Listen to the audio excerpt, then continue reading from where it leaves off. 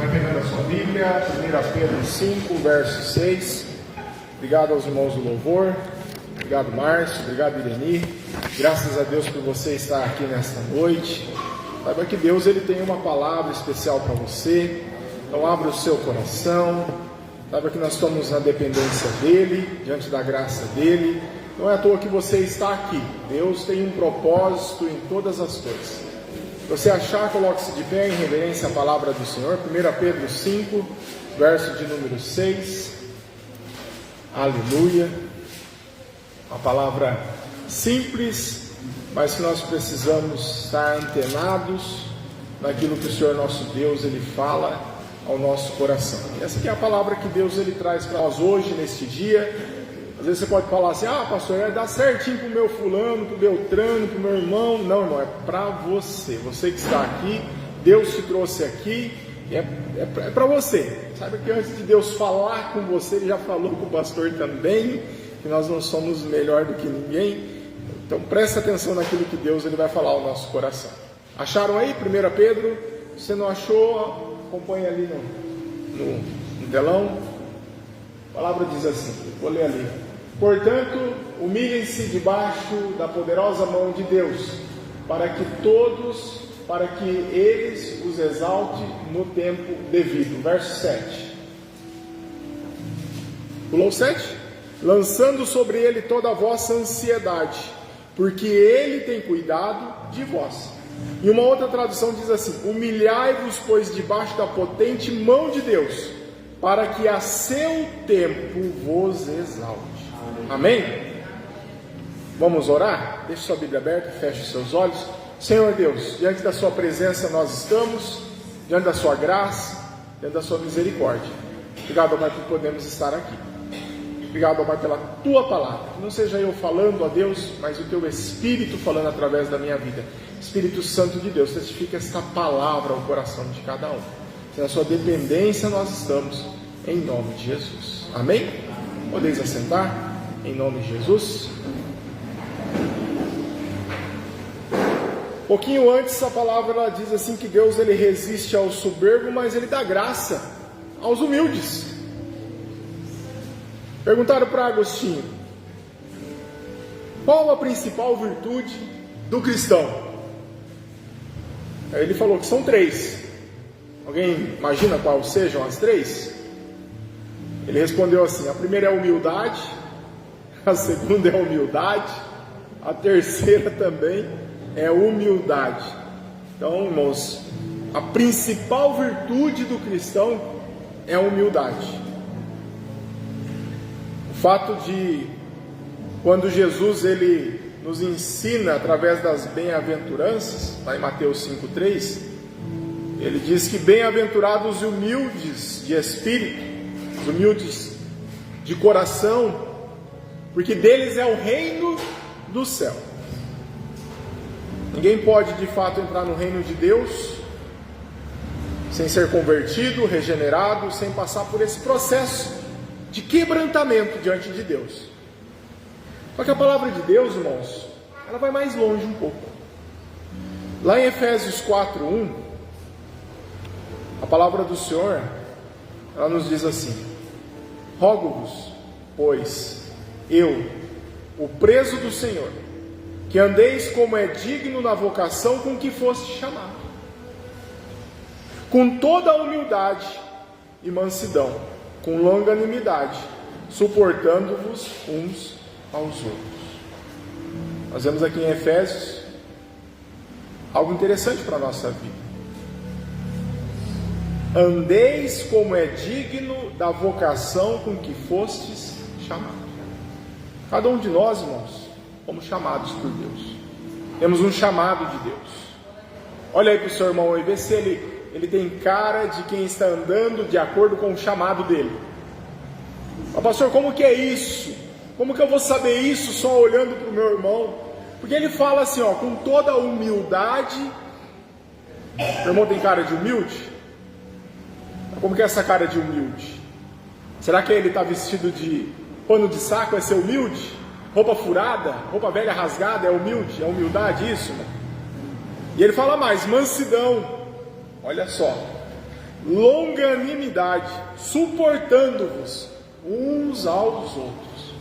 E suportando uns aos outros é só olhar para ele que você tiver cara de mal, mas um cara entra para você, ou você está bravo com você por alguma coisa, aí Deus já tem que trabalhar, né? Mas o principal aqui, irmão, que eu quero falar é sobre essa questão da humildade. Presta atenção, que a humildade, não pouca humildade, mas ele fala, toda a humildade deve acompanhar a nossa vida como crente, como cristão.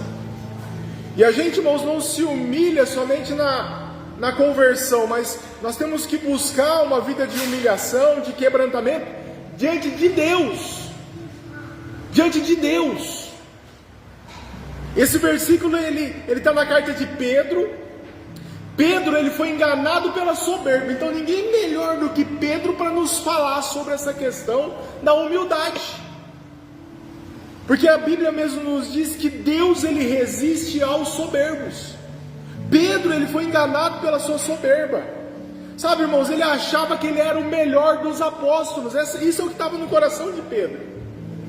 Foi enganado. Às vezes nós somos enganados pelo nosso coração. Às vezes nós somos enganados por aquilo que nós achamos que nós somos. Às vezes nós nos achamos um pouco melhor do que o outro. E todos conhecem a história de Pedro. E por final, o que Pedro faz? Ele se achava tão bom e ele nega Jesus. E aí depois Jesus conserta ele, levanta ele, quebranta ele. E essa questão do quebrantamento, irmãos, é algo importante na nossa vida. Porque Pedro, ele vai colocar aqui na sua carta alguns conselhos espirituais. Diga comigo, espirituais. Sabe qual que é a questão, irmãos? Às vezes nós temos os conselhos do mundo. Você vai num psiquiatra, num psicólogo, você vai num terapeuta, às vezes ele dá alguns conselhos do mundo. Mas aqui Pedro, ele fala de algo que é sobrenatural, algo que vem do céu, algo que nos norteia diferente, algo que vai de acordo com a nossa criação. E ele fala desses conselhos espirituais, ele destaca justamente o fato de que Deus, ele resiste ao soberbo, mas que ao humilde, ele dá graça. Ele dá graça. E é disso que a gente precisa, da graça de Deus.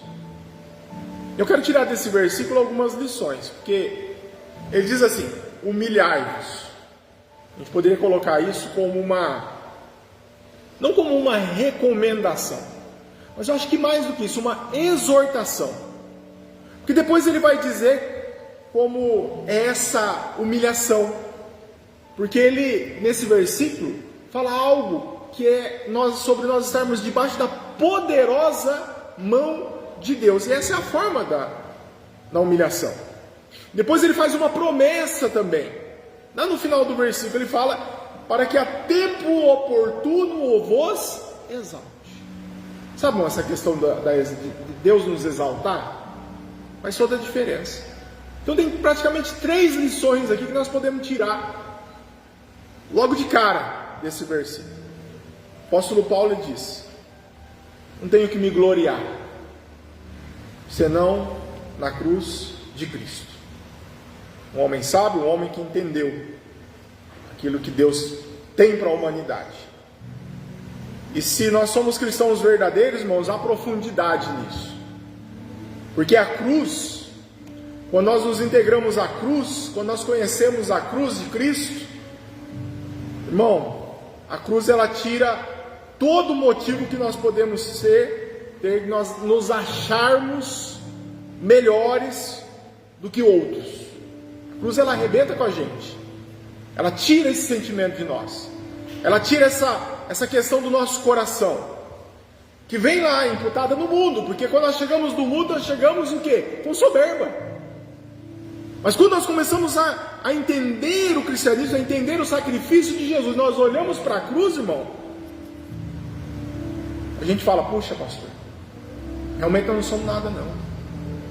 Realmente nós não conseguimos nada não. Nós não podemos nada não sem Jesus. Então, irmãos, a cruz ela nos coloca prostrados diante de Deus. Primeiro, a natureza dessa verdade aqui simplesmente é algo simples, mas que muito difícil, que é a humilhação. A ideia aqui no texto é que eu, que você, é que nós temos que fazer esse processo, cada um de nós individualmente. É uma auto-humilhação. Como que isso acontece? Primeiro, irmãos, na nossa mente. Aqui, ó. Porque na nossa mente nós travamos as maiores batalhas. E a verdadeira humilhação, ela envolve a nossa mente. Quando nós queremos ser humildes e sermos aprovados por Deus, tudo começa na nossa mente. Pastor, como que é isso? Lá em Lucas 18, 9, diz assim, ó: você nunca deve pensar em achar que você é melhor do que o outro. É isso que fala. Mesmo que você seja palmeirense. Aleluia. Olha como que ele diz. E disse também essa parábola a uns que confiavam em si mesmos, crendo que eram justos e desprezavam os outros.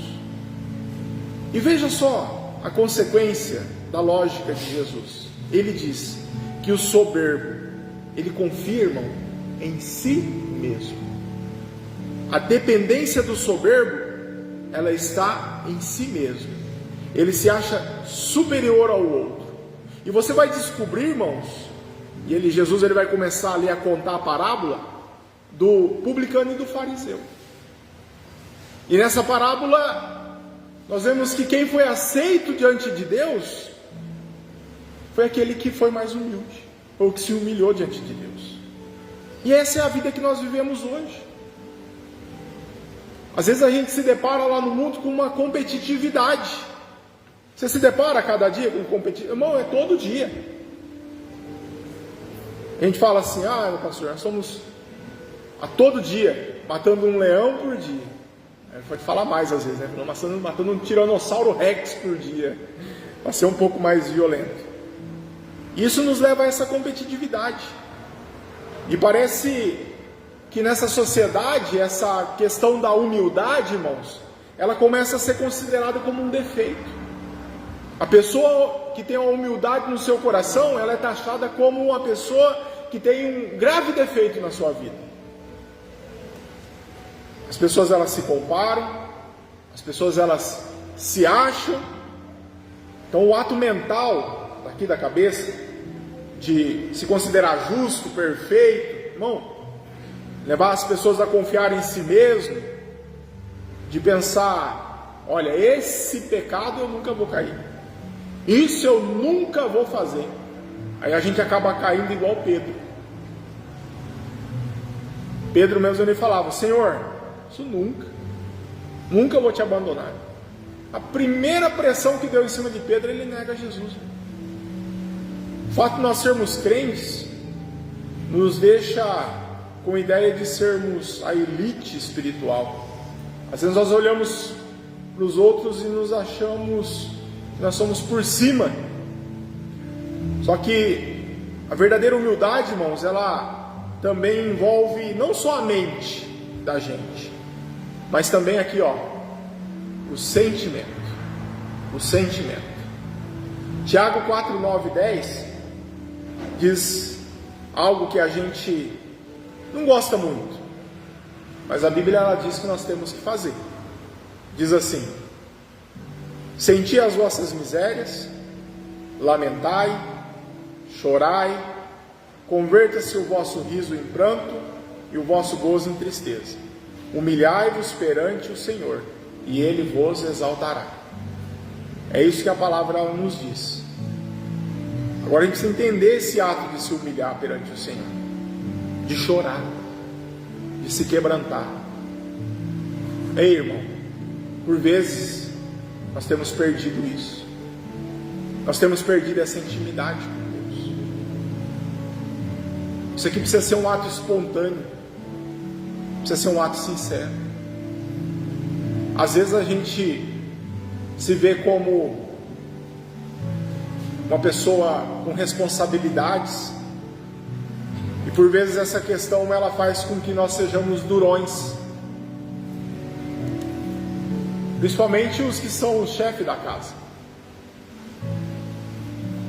As pessoas, elas falavam, eu não vou falar com o pastor Rodrigo porque ele tem cara de bravo. Você chegou, vou ser sincero, você chegou a essa pressão, cara de bravo?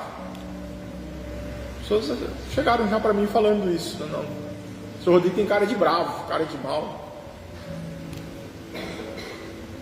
Às vezes você olha assim pro César e fala, o César tem cara de bravo, né? O Márcio, né? O Carlão, né? Acho que é por causa dessa sobrancelha nossa, né, Carlão? Fica meio assim, parece que tá bravo, né? Mas não é. O Agenor lá, o apóstolo, ele fez uns procedimentos, e eu cheguei lá e ele tava assim. Eu olhei, falei, parece uma coisa errada aí, pô, apóstolo. Mas você tá mais feliz? Eu falei, fiz uns procedimentos lá com a minha filha, porque tirei aqui os negócios aqui, porque o pessoal tava falando que eu era bravo demais. Tinha medo de mim. E às vezes a gente fica nessa pegada de ser mal, de ser bravo, de ser durão. Ei, irmão, não é assim não. Que nos fala sobre nós estarmos chorando na presença de Deus. Nós convertermos o nosso riso em pranto. E às vezes só essas experiências com Deus, a intimidade com Deus, que nos vai levar a isso. Né, Julinho? Julinho também tem uma cara de bravo. Acho que não é não, né, Julinho? Não é não, né? Márcio mesmo era bravo demais. Conheceu Jesus, virou um maior chorão, igual o pastor. Sabe o que acontece aí, irmão? É esse quebrantamento. Essa intimidade com Deus, no agir de Deus, na graça de Deus, na misericórdia de Deus. Em Deus Ele nos sustentar e Ele enviar providência. Mas não é só nesse momento, mas na intimidade com Deus nós nos arrependermos dos nossos pecados. É nós chegarmos diante de Deus e falar, Senhor, o que eu estou fazendo? Perdoa. É algo muito sério. É muito sério, Senhor. Que a palavra nos fala que esse humilhar perante o Senhor é chorar, irmão, é se quebrantar.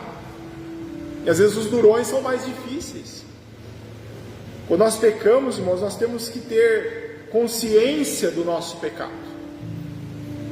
Que esse pecado ele fere a Deus, que ele fere a Jesus, que ele fere o sacrifício de Jesus lá na cruz, que alguém sofreu por causa do seu pecado, que alguém sofreu, está sofrendo por causa dos seus atos.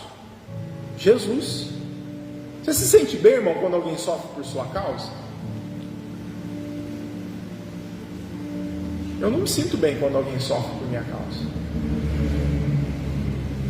Às vezes a gente toma um cuidado na rua dirigindo, que às vezes você vê um cachorro assim, você vai, diminui, freia, corre o risco até de bater o carro. Por quê? Porque você não quer passar em cima do cachorro, porque vai estragar o carro? Não, irmão, porque ele vai sofrer. Isso com um cachorro. Mas às vezes a gente não chega numa consciência no nosso coração que quando nós pecamos, o nosso pecado ele entristece a Deus. Jesus ele morreu na cruz por causa desses pecados. E quando nos fala nós cometermos os pecados, a palavra nos fala sobre um perdão. E o Senhor ele nos perdoou, irmão. E Ele morreu na cruz mesmo sabendo que depois disso nós pecaríamos novamente. Só que a palavra nos fala sobre esse quebrantamento, sobre nós chegarmos diante do Senhor e ter um arrependimento aqui dentro, no sentimento, no coração, na mente. Porque, irmãos, o perdão ele vem depois da confissão, do quebrantamento. Não é simplesmente a confissão para o seu irmão. Não, irmão, é para Deus.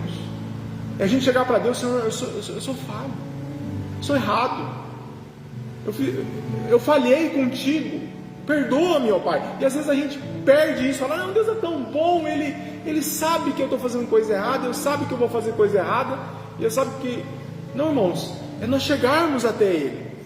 Davi, ele fala que o coração quebrantado e constrito, ele não será desprezado por Deus. Deus não despreza o coração quebrantado e constrito. E Davi, irmãos, ele se quebranta diante de Deus. Richard Butler, ele escreveu um livro e ele fala sobre o pastor aprovado. Pastor aprovado. Ele não fala somente que a humildade envolve a mente ou envolve os sentimentos, mas ele fala que a humildade, irmãos, envolve a humilhação da vontade. E isso daqui é uma profundidade dentro daquilo que nós somos em Deus. E que se você pegar essa chave aqui, irmão, muita coisa na sua vida vai mudar. O que é essa humilhação da vontade? Ele diz assim que a raiz de toda humilhação na vontade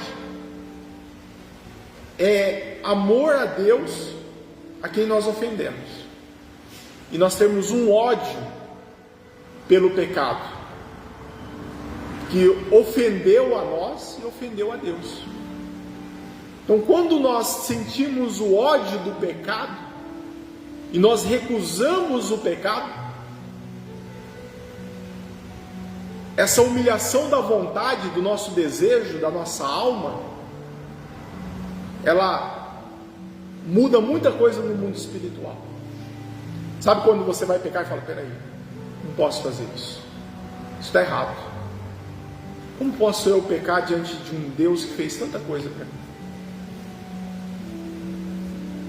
Isso que nos fala sobre a humilhação da vontade, é nós mudarmos a nossa vontade pela humilhação dela, nós humilharmos a nossa vontade. Não, eu não posso pecar contra esse Deus.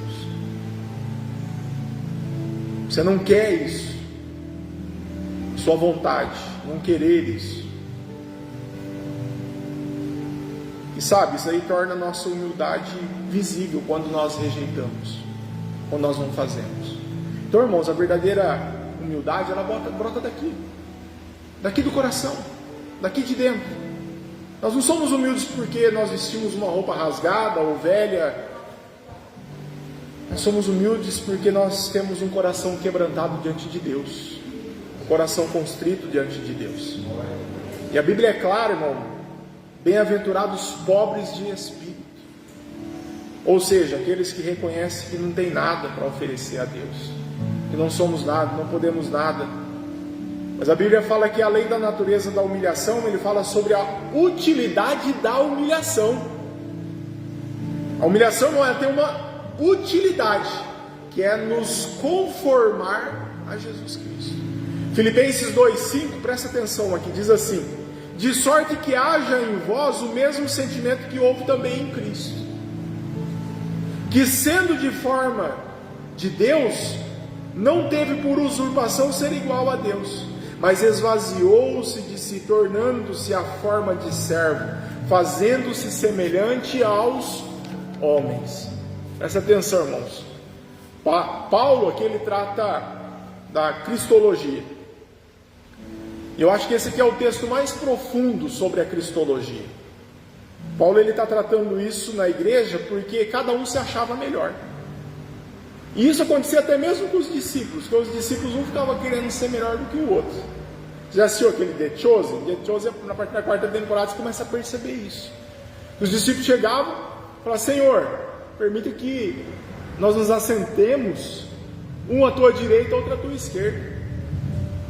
E era uma disputa entre eles para ver quem era melhor, quem era o mais próximo, quem era o mais forte ali. E ele fala, irmãos, assim, tendo em vós o mesmo sentimento de Cristo. E Cristo fala assim: quem quiser ser o maior, que seja o menor. E isso é importante porque a humilhação nos é útil para nós sermos parecidos com Jesus. Só que essa humilhação por vezes mortifica o nosso eu. E esse mortificar o nosso eu, a nossa vontade, o nosso desejo, você tem vontade de reinar, não tem? Isso sempre conspirou no coração da humanidade. Filipenses 11 e 12, Paulo ele fala: porque aprendi a viver contente em toda e qualquer situação. Tanto aprendi a viver, ou seja, que ele está falando que ele aprendeu, irmão. Então é algo que nós não vamos nascer sabendo. Nós precisamos aprender a viver dessa forma. Irmãos, nós vemos uma sociedade, nós vemos um mundo que é um mundo de direito, um mundo de privilégio. Todo mundo reivindica algo que é seu. E agora tem o direito das minorias, não é mais da maioria, né? Agora das minorias também. Então todo mundo tem direito, todo mundo exige, todo mundo dá um tapa na mesa, todo mundo... E a gente vai descobrir biblicamente que sem essa humilhação, irmãos, nós não temos bons relacionamentos. E o processo não é exigir do outro, mas é você trabalhar a sua mente e você trabalhar o seu coração. Então nessa noite, irmãos, trabalhe a sua mente e o seu coração. A humilhação é o segredo de um relacionamento. E Jesus diz que quem quiser ser grande, que sirva. Miqueias 6,8, o povo está querendo oferecer ofertas a Deus. E Deus responde às pessoas. E Ele estabelece o princípio da humilhação nesse momento. Ele diz assim: e te declaro, ó homem, o que é bom, o que é o que o Senhor pede de ti, senão que pratiques a justiça, e ames a benignidade, e andes humildemente com teu Deus. Esse é o segredo. Andes humildemente com teu Deus. Pratique a benignidade, andes humildemente. Então, irmãos, andar com Deus é um estilo de vida. É um comportamento que brota no coração e nos torna semelhantes a Cristo. E já que aprendemos o que é humilhação, nós podemos voltar lá no texto de Pedro, porque ele nos dá mais uma orientação. Ele fala assim: humilhar-vos debaixo da poderosa mão de Deus. Então o que Pedro está falando aqui? Ele está querendo nos ensinar que a poderosa mão de Deus, o que é ação que leva a entender que se humilhar sempre, aquele que está humilhado está por baixo, está sob, está debaixo. Então a poderosa mão de Deus, irmãos, é uma expressão que ela é repetida em todo o Antigo Testamento. Só que no Novo Testamento é a única vez que aparece essa expressão. A poderosa mão de Deus, irmãos, ela significa a onipotência de Deus, um Deus todo-poderoso, um Deus que pode todas as coisas. Agora presta atenção, porque Pedro, ele não está dizendo para nós nos humilharmos diante dos homens. Ele diz: submeta-se à onipotência de Deus, porque Deus é o todo-poderoso. Então essa humilhação é diante de Deus, é para Deus, é com Deus. E entenda, irmãos, olha para a sua mão. Faz assim com a sua mão. Você sabe que hoje a robótica está tentando até copiar isso aqui, né? Mas não dá certo não, não está ficando bom ainda não. E quando nos fala sobre essa mão ela fala de instrumento. Que a mão é um instrumento, irmão. É um instrumento poderoso. Se você não tiver a mão, você às vezes não consegue não faz nada. Porque as pessoas amputadas, elas têm uma dificuldade com tudo. Às vezes você engessa o braço, está com uma mão só, você ajuda até para tomar banho. Por quê? Porque quando fala de mão, é uma instrumentação. A mão, ela cria, a mão, ela providencia, a mão de Deus, ela salva. A mão, quando fala de mão de Deus, ela disciplina. A mão de Deus, ela consola. A mão, ela abate. A mão, irmãos, é o símbolo de todos os tipos de ato. Todo o agir de Deus é representado pela mão. Mãos puras, a pessoa fez coisas certas. Mãos impuras, fez coisas erradas. E se não nos humilharmos diante de Deus, nós jamais seremos humildes diante dos homens. E você não está se humilhando diante de um igual, mas do Todo-Poderoso. Você reconhece, irmãos, que você sem Deus você não é nada? Você reconhece isso? Você reconhece que sem Deus você não consegue nada, você não pode nada? Quase todas as referências que tem na Bíblia, irmãos, são metafóricas, mas quando se trata da poderosa mão de Deus, é onipotência, é o poder de Deus manifesto. E a mão de Deus, ela não pode ser reprimida. Quando Deus faz, ninguém pode desfazer. Quando Deus age, ninguém pode impedir. Quando Deus ele opera, ninguém pode mudar, porque é Deus. Deus é onipotente. E eu estava perguntando aqui, na hora que eu estava lendo essa carta de Pedro, como é que é essa história, Pedro? Que quando Deus ele estende a mão, é para nos ajudar, está nos salvando, e Ele coloca a mão sobre nós, porque nós estamos nas mãos dEle, e Jesus disse que das mãos do Pai ninguém pode nos tirar. Então, irmãos, entendam uma coisa: você está debaixo das mãos de Deus, é um lugar de consolo.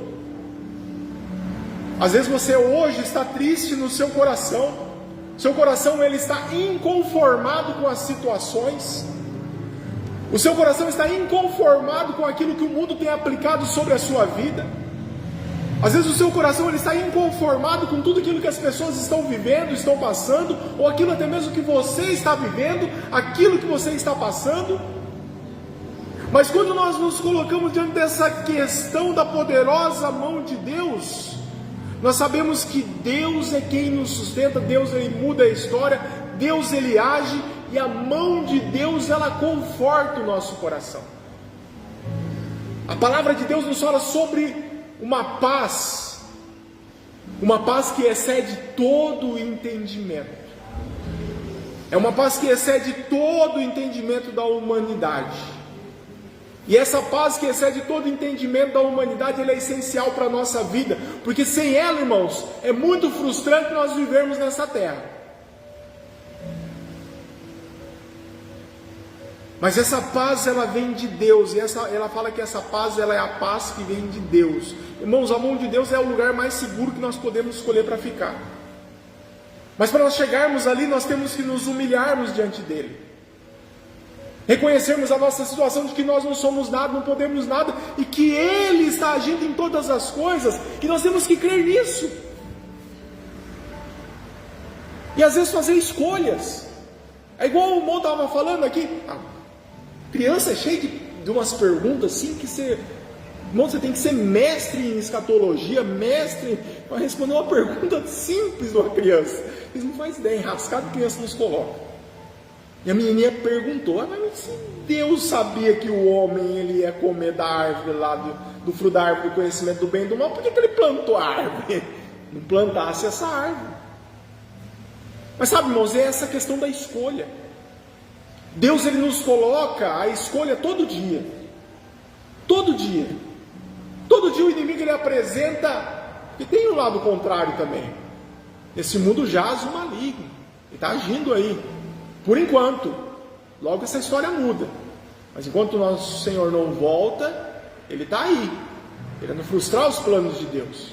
E o maligno, quando ele vem para frustrar os planos de Deus, ele começa a bater nessa tecla. Ele oferece banquetes todos os dias para você. E aí cabe a você escolher ou não, comer ou não. Ah, pastor, mas por que? Porque nós somos robô. Nós não somos programados simplesmente, eu não vou fazer isso, não vou mexer ali. É uma escolha, irmãos, e essa escolha vem aqui, ó, no coração. Vem da humildade diante de Deus. Concluindo, nós temos que saber que nós precisamos dessa humilhação, nos humilharmos diante de Deus. Você vê que está no plural, né? Cada um cuida de si. Para que isso, pastor? Para que se humilhar diante da poderosa mão de Deus? Tem um motivo. Fala para o seu irmão que está do teu lado para ele dormir. Fala, tem um motivo, irmão. Tem um motivo. Posso falar motivão? É errado? É errado, motivão, né? Aumentar o motivo. A gente inventa as palavras para um motivo maior, vamos dizer assim. Um motivo mega power. Um motivo master. O que eu posso falar desse motivo para apresentar para vocês de uma forma que ele é o top do top, vamos dizer assim? Que tem um motivo. O texto diz: para que ele no tempo oportuno vos exalte. Vos exalte. Entenda, irmão? Quando o homem se exalta, ele se exalta. Você vê hoje agora, nós estamos entrando num momento político, e tem um monte de político se exaltando aí, né? Fazendo as suas propagandas, parece tomando cafezinho, chazinho, com gente humilde, não sei o que, eu fiz isso, eu fiz aquilo, eu vou fazer isso, vou fazer aquilo, todo mundo se exaltando. Mas sabe, irmãos, esse é o homem que se exalta. Aqui está falando de algo diferente. Aqui está falando sobre uma exaltação que ela vem de Deus. É Deus que exalta o homem no tempo certo. E isso é bom demais. Isso é algo poderoso demais. Porque não é da nossa boca que nós devemos proferir virtude que nós temos. Mas aqui nos fala sobre Deus exaltar. E esse exaltar, irmão, sabe o que é? É Deus levantar. E é tão bonito, irmão, porque quando nós estudamos a história de Cristo, primeiro ele vem um período da humilhação e depois vem um período da exaltação. Você já viu que tudo é assim?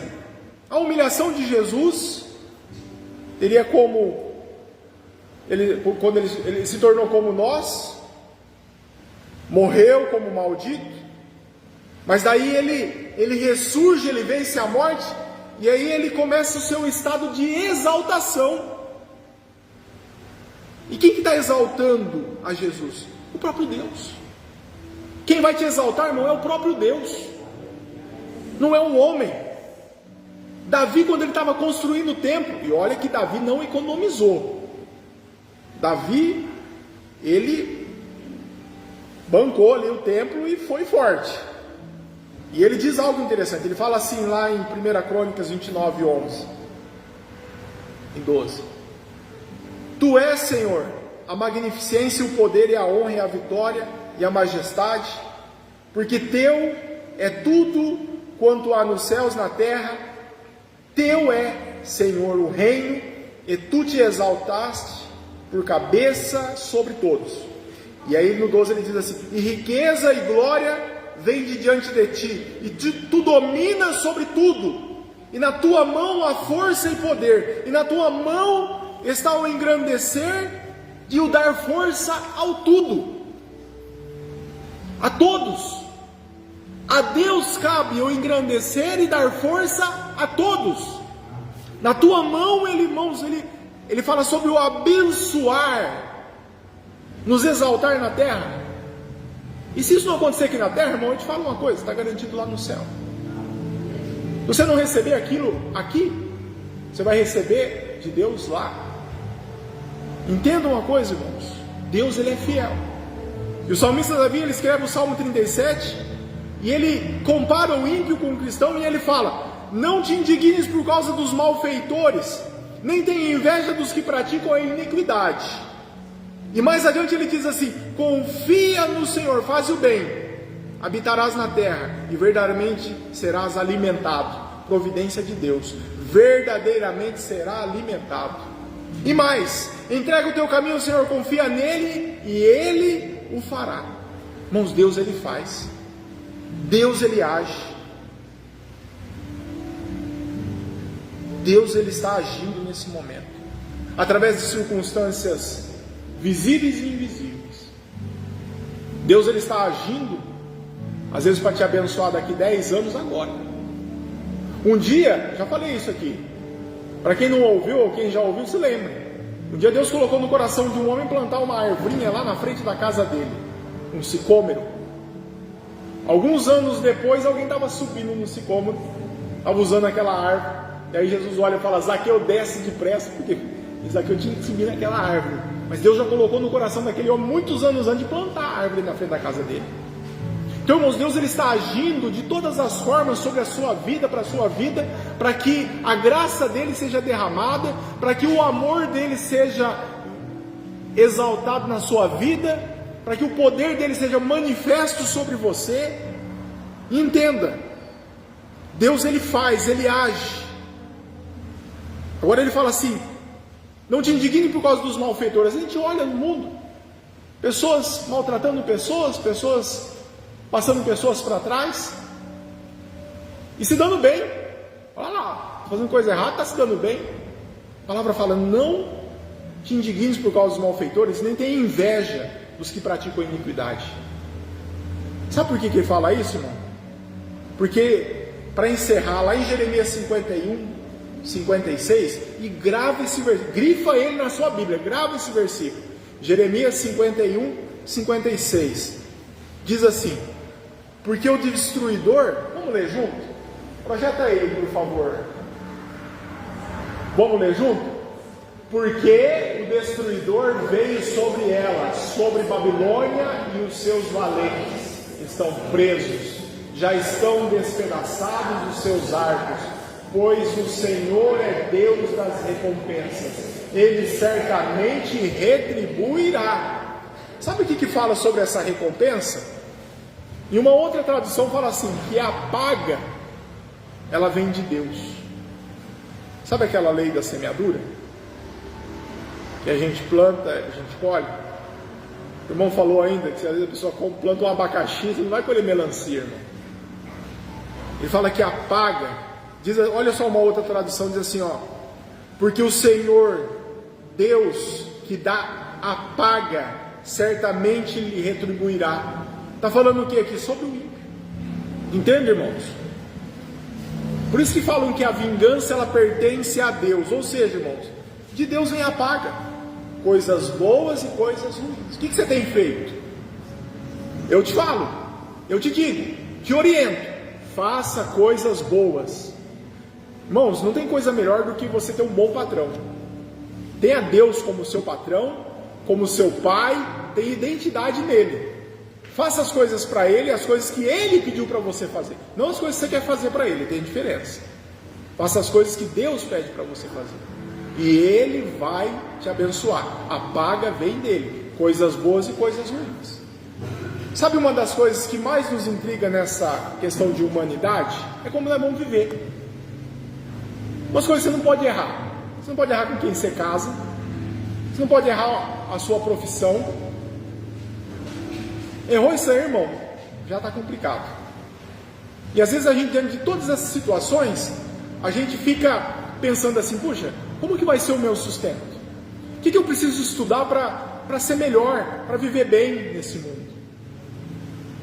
Pois eu te digo uma coisa, o segredo está em você servir a Deus, em você estar debaixo da poderosa mão de Deus, estar debaixo de você se humilhar diante de Deus. Senhor, qual que é o caminho? Senhor, o que eu devo fazer? Senhor, me usa. Você já falou isso? Senhor, me usa. Senhor, usa a minha vida, usa o meu trabalho, usa o meu conhecimento. Senhor, me usa a minha família, usa o meu carro, usa os meus bens. Porque, irmãos, quando as pessoas elas pensam que Deus ele quer simplesmente alguma coisa só, Ele não quer alguma coisa, Ele quer tudo. Ele quer você. E quando Ele quer você, irmãos, e você aceita esse ir, esse fazer, tudo te vai bem. E Ele acrescenta todas as coisas. Porque buscar em primeiro lugar o reino de Deus e todas essas coisas vos serão. Quando eu era novo, irmão, eu tinha uns negócios na minha mente. Eu falava, Jesus, o que eu vou fazer? Como é que eu vou viver? Com quem que eu vou me casar? E orava, jejuava. Até eu falo que eu orei e jejuei bastante. A Márcia jejuou pouco, né? Porque ela é tão linda, eu sou meio feião, né? Então eu falei assim, Deus abençoou alguém aí, mas fui eu que fui abençoado. Mas ela fala que eu sou lindo. Não sei se é porque eu falo que ela é linda. Aí tudo bem. Sabe, irmão? E essas coisas me perturbavam. E Deus, Ele providenciou, né? Por que você está triste? Por que você está preocupado? Aí você fala, puxa, mas como que eu vou me sustentar? Como que vai ser a minha vida?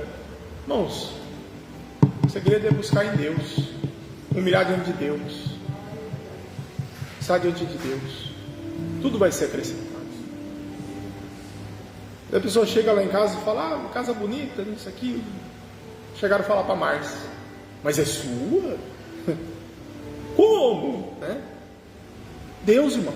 Você sabe que tem um testemunho meu em cima da construção da casa, do terreno. Um anjo ligando para mim, falando que tinha saído. Cheguei lá na Caixa Econômica, não tinha dado. Um dia depois saiu na Loteria Federal o consórcio. São coisas assim que você, conta para o mundo fala, é absurdo isso, porque você está doido, pastor. Você inventou essa história aí, porque isso aí não existe. Não, irmão, não é nada inventado não, é providência de Deus. E Deus, quando Ele entra com a providência, Ele mostra que Ele é Deus, é Ele que está fazendo, é Ele que está agindo. E Deus, Ele é o mesmo para todos. Deus, Ele não faz acepção de pessoas. Assim como Ele faz na vida do teu irmão, na vida do pastor, na vida daquele outro irmão, Ele faz também na sua vida. E você pode ter uma vida abençoada diante de Deus, mas o Senhor, Ele te traz aqui hoje, e Ele fala assim, olha, humilhai-vos debaixo da potente mão de Deus, para que a seu tempo Ele te abençoe e Ele te exalte. Ele vai te exaltar, Ele vai te abençoar. Mas, irmãos, o nosso coração tem que estar em Deus. Tudo, irmão, tudo vira em cima do nosso coração. Quando você aprender isso, irmão, as portas vão se abrir, algo poderoso vai acontecer. Pastor, eu tenho tanto medo de ficar desempregado. Eu vou contar. Nós estamos com o tempo vencido, mas eu vou falar rapidinho. Depois você vai pro show mesmo, né? Tem um show, quem vai no show? Amém? Eu vou dormir, né? Eu vou dormir. Mas o irmão no show, amém. Glória a Deus por isso. Benção. Começa mais tarde, então tem mais um tempinho. Mas eu preciso falar isso aqui para você. Final de ano, a Márcia, fazia 7 anos que nós não íamos viajar, cuidando da mãe dela. Ela faleceu no final do ano, foi uma perda. E aí Deus nos abençoou com a viagem. Aí nós íamos para a praia, íamos lá para Gramado. Foi sempre um sonho conhecer Gramado. Tudo programado, Deus abençoou o hotel, Deus abençoou a estadia, Deus abençoou tudo, irmão. Glória a Deus por isso. E aí a Simone chega para mim na loja e fala, Rodrigo, eu vou dar aviso para todo mundo, estou vendendo a loja, ou seja, daqui 30 dias está todo mundo desempregado. Olhei assim e falei, é nada, Deus, 22 anos trabalhando aqui, como é que funciona isso agora? Você não fica apavorado se o seu patrão chegar para você 22 anos depois, você está trabalhando lá no mesmo lugar e falar assim, olha, fechando, estou vendendo. E aí ela falou assim, ó, não vou poder te dar as férias, mas você tem 12 dias do ano passado para tirar, então você tira esses 12 dias, eu vou te pagar esses outros 30 dias. Tinha 12 dias, falei, glória a Deus. Falei, então eu vou ter que tirar 12 dias, você é obrigado a tirar 12 dias. Então nós vamos para a praia. E fomos para a praia, fomos lá para Gramado, voltamos, trabalhei mais uns restinhos de dia, dei o melhor de mim, nunca trabalhei tão bem. Lembro até da última cliente que eu atendi na loja. Naquela tarde, os portos baixaram, nós saímos, tudo se resumia a uma caixinha de sapato, assim, né? Tudo que eu tinha na loja lá, que era meu pessoal, tinha uma caixa de tênis lá, eu coloquei tudo dentro. Saí com a caixinha de tênis debaixo do braço. Simone sempre foi muito certo, fez acerto com a gente, liberou o seguro, né? Aí tinha lá um tempo de seguro. Falei, Deus, o que eu vou fazer? Como que eu vou fazer? Como que eu vou fazer? Senhor, na sua dependência eu estou. E aí, de repente, eu falando com o pastor Otacílio, ele orando com a gente, ele falou, pastor Rodrigo, Deus manda te dizer que não é para você ir atrás, que eles vão vir atrás de você. Eu falei, Jesus, não é fácil você buscando, imagina você ficando quieto, escondido. Mas assim mesmo a gente distribui os currículos, né? Mas sabe quando as portas fecham assim? Eu marcava lá de ir em tal lugar, ó, fulano, vai lá, Rodrigo, entrega o currículo. Chegava para entregar o currículo, ó, fulano, pediu para você deixar aqui na recepção e pode ir embora. Eu entregava lá, a gente queria conversar, né? Aí, quando foi para 10 dias eu recebi o último seguro, eu recebi uma ligação, uma mensagem, na verdade foi uma mensagem do WhatsApp. Eu falei, Rodrigo, você não quer vir trabalhar com a gente, não? Eu falei, mas aonde? Eu falei, tem uma loja que precisa ser gerenciada e é o seu perfil. Eu falei, é nada. Eu falei, é. Eu falei, mas será que eu vou dar conta? Orei a Deus, falei, Deus, o Senhor falou que iam vir atrás de mim. Então tem que ser isso. Não queria ir para essa área de volta do telecom, mas a gente não manda muito dessas coisas. Gato escaldado, né, irmão? Sabe como que é? Tem medo de água fria. E aí as coisas foram se abrindo. Aí hoje eu estou gerenciando aquela loja da Vivo ali da Praça 26 de Julho. Os meninos lá que trabalham lá são bens. Coisas novas, estão aprendendo coisas novas nessa questão de gerência. Mas sabe o que mais me assustou? É que a gente ganha muito mais do que eu ganhava antes. Não precisei correr atrás de nada, muito pelo contrário. E a gente vê isso numa fidelidade de Deus. Que Deus, Ele é fiel. Às vezes você está preocupado aí com o seu emprego, você está preocupado com a sua vida, com a sua família, sabe, irmão? Preocupa teu coração não. Preocupa em buscar a Deus, em se alimentar da palavra de Deus, que é isso que vai fazer a diferença. Quando a Bíblia fala sobre nós ensinarmos as crianças, fala assim: ensina a criança o caminho que ela deve andar, para que venham os dias maus e ela não se desvie. Fica firme em Deus, fica debaixo da poderosa mão de Deus, de forma humilde, se humilhe diante de Deus, fale com Deus: Senhor, o Senhor é poderoso, o Senhor é soberano, perdoa. Você vai ver que Deus, na hora certa, Ele vai te exaltar, Ele vai te abençoar, Ele vai cuidar de todas as coisas. Eu falo que Deus é tão bom que Ele levanta as pessoas certas, no lugar certo. E eu fiz um teste também, que fala que a tarde da bênção aqui é um mistério, né? Porque todo mundo vem na tarde da bênção que não é aposentado, ele vem e começa a trabalhar, né? Até a Márcia começou a trabalhar. A Márcia que dirigia a tarde da bênção. E aí comecei a vir na tarde da bênção, me chamaram. A Márcia estava aqui na tarde da bênção, chamaram ela. Os irmãos que vêm aqui na tarde da bênção é um problema, porque a tarde da bênção fica só com alguns irmãos ali, porque todo mundo que vem aqui na tarde da bênção começa a trabalhar, irmão. Está desempregado, Deus abençoa. Tem uma carteira ali, ó, da tarde da bênção, ó. Você vê como que Deus, Ele vai agindo nisso daí. Então creia. Deus é a nossa segurança, é a nossa justiça. Não entristeça seu coração às vezes com aquilo que as pessoas fazem com você. Seja humilde. Do Senhor vem a paga, ou seja, a lei da semeadura ela é real. Plante coisas boas. Plante coisas boas. Deixa Deus agir na sua vida. Abre o teu coração para Ele. Às vezes você fica buscando, você já buscou em tantas coisas. Você já buscou em estudos, você já confiou em pessoas, às vezes você confiava em homens. Confie em Deus. Confie em Deus. É Ele quem age, é Ele quem faz. Vamos colocar de pé? Eu quero orar por você nesse momento. Porque às vezes a gente tem um coração, e esse coração às vezes é um pouco duro. E às vezes a palavra ela encontra uma resistência para mim. Que você saia dessa noite aqui diferente, sabendo que Deus está ao seu favor, que Deus está agindo sobre a sua vida. Pastor, como que eu posso ter certeza nisso? Fala com Ele agora. Feche os seus olhos. Coloca a mão no seu coração. Fala: Senhor, eu estou aqui, ó Pai, diante da Tua presença, diante, ó Pai, da Tua graça. Fala para Ele, no fundo do teu coração, irmão. Fala: sou pecador, sou falho, pequei contra Ti, pequei contra o meu irmão. Perdão, ó Pai. Perdão, ó Deus, porque eu te ofendi a cruz. Perdão, ó Deus, porque eu sou falho. Perdoa, meu Pai. Que haja quebrantamento no meu coração, que haja humildade no meu coração, e reconhecer, ó Pai, que eu nada posso, nada sou sem Ti. Senhor, em nome de Jesus, Tua palavra nos diz que todo aquele que confessa o Teu pecado, o pecado ele é lançado no mar do esquecimento.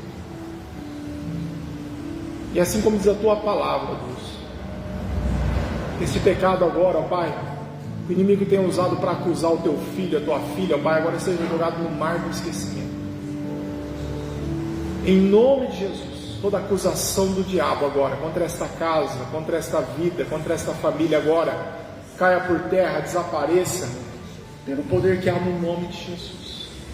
Em nome de Jesus, todo mal desapareça agora. Senhor, que a sua providência, Pai, assim como diz a tua palavra, esteja sobre a vida do teu filho, sobre a vida da tua filha, que nós somos dependentes de ti, ó Deus. Nós não somos nada sem ti, ó Deus. E nós sabemos, ó Pai, que toda oração ligada na terra será ligada no céu. E é nesse momento, ó Pai, como sacerdote do Senhor, que eu ligo essa oração. Que eu ligo, ó Pai, o desejo do coração dos seus filhos, nesta noite. Que haja, Pai, o teu perdão agora. Perdoados são os seus pecados. Perdoados são os seus pecados. Que o Senhor, assim, Ele traga a paz que excede todo entendimento sobre a sua vida. Para as coisas desta terra, para as coisas do céu, que haja paz agora no teu coração. Que a paz que vem de Deus, ela agora seja transmitida para a tua vida. Que você seja diferente de agora em diante. Que haja longanimidade diante da sua vida. Que você possa suportar uns aos outros pela graça do Senhor. Que assim a humildade do Senhor ela esteja sobre o seu coração. Para que o Senhor, na hora certa, Ele possa te exaltar.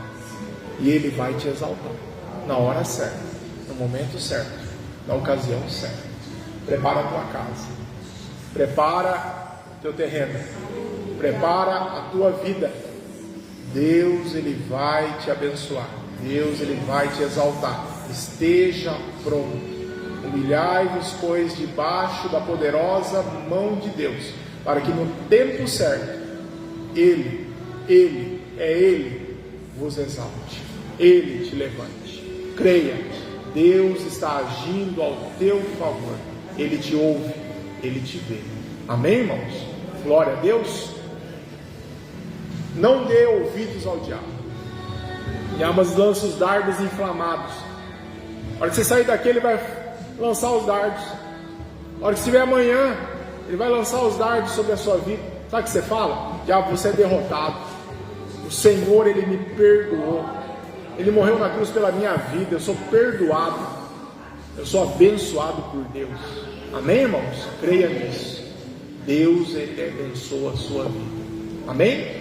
E o teu relacionamento, e a tua casa, e o teu trabalho pertence ao Senhor Jesus. Você possa consagrar tudo nas mãos de Deus. Às vezes você pode falar assim: pastor, eu sou um acidente nesse mundo. Meu pai e minha mãe não quiseram me... Não, irmão, não tem acidente não. Salmo 139, ele fala assim que Deus escreveu todos os nossos dias no seu livro, quando não havia nenhum deles, quando nós éramos informes. Ou seja, você não tinha nem forma ainda. Deus já escreveu todos os dias, todos os propósitos. Você não é fruto do acaso. Deus tem um propósito para a sua vida, algo poderoso. Ele te dá o livre-arbítrio. Siga Ele e as coisas vão se restabelecer diante de ti. Amém? Pega na mão do seu irmão que está à tua esquerda e à tua direita. O pastor já falou demais. Vamos para a bênção apostólica. Que você tenha uma semana abençoada na presença de Deus. Amém? Glória a Deus. Que assim o amor de Deus, que a graça do nosso Senhor Jesus Cristo e as consolações do Santo Espírito, do Doce Espírito, esteja sobre a sua vida. Deus abençoe a sua casa, Deus abençoe a tua família, Deus abençoe o seu trabalho, Deus abençoe a sua vida, em nome do Senhor Jesus. Shalom, Adonai. Cumprimento seu irmão com a paz do Senhor Jesus. Para aqueles que vão no show, tenham um bom show, cautela, cuidado. Deus abençoe. Para aqueles que vão para casa dormir, jantar, boa janta e bons sonhos. Shalom, Adonai.